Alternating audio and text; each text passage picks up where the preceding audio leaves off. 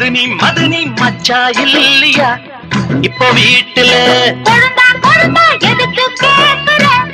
எது வேணுமா நான் ராத்திரியில் துணையாக வரலாமா ஏய் உளராதே எனக்கு ஒன்றும் பயமில்லை மதுனி மதுனி மச்சா இல்லையா இப்ப வீட்டுல கொழுந்தா கொழுந்தா எதுக்கு கேக்குற எது வேணும்